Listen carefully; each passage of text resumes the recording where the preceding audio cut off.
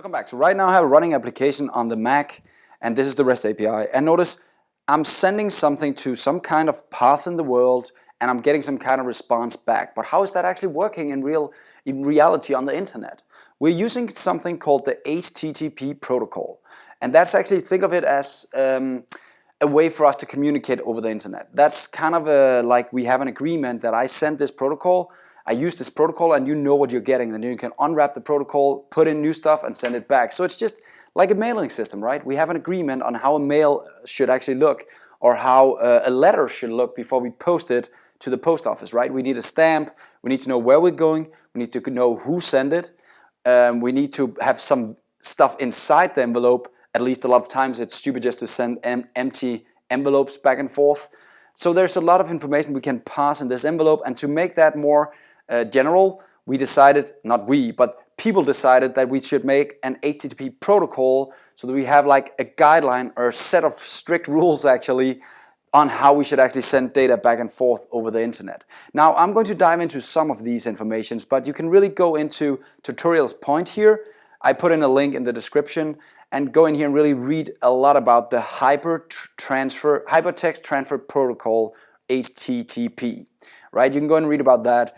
I want to talk about requests, I want to talk about response, methods, how we send in parameters, how we use the body inside an HTTP request. So I'll dive into some of these, but if you really want to get everything, you can go and read this. The protocol is huge and you can do a lot of things with it. I'm just going to focus on what we need to make our REST API right now.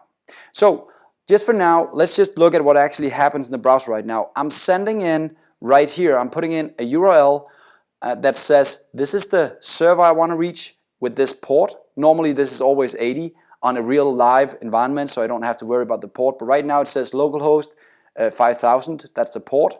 And then this is kind of just the route that I want to use on that server. So all of this information is somehow sent to the REST API or the backend, right?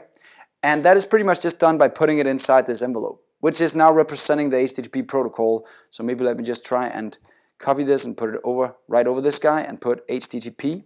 So my envelope right here represents what the browser is going to send over the wire. Now in here there's a lot of information, as I said. Let's try and actually have a look directly at what's in there. I have developer tools available inside Chrome, so do you if you're using Chrome. So let's try and open those. Let me just zoom out, sorry. I'll open the developer tools here by either clicking these small dots, going into tools and going into developer tools here. Or if you're on the Mac, you can Control Option I and you can kind of get them back and forth, or Control Shift I for the Windows, I think it is. And here we can actually see a lot of information. One of them is network. Network, I can actually get all the information about what's being sent back and forth. So if I do a refresh here, you should actually get the actual request down here under networks. But notice it's not there, and that's because by mistake I put in a filter here, so I have to go and select all down here, and let's just remove the filter for now. That's what I did just here. Now notice here's a values request, right? And that's kind of the HTTP request we have right here. And look at all this information that I need. We have headers, we have general information like where are we going? What's the method of this request? Is it a get, put, post, delete? Right now it's a get. Did we get information back from the server? Yes, we got a 200 status code. That means everything was A-OK. We also have the remote address port right here and other things. So there's so much in here, and I don't want to again go over all of it, notice all of this craziness. But I am going to slowly start getting more and more into these different types. But again, to get this up and running, open the developer tools, go on a network, do a refresh, and you should see something like this where you can click values and actually see all the information that you're sending over the wire to the backend. See you next time. We will try and make more sense of this, of how we actually use that in the REST API.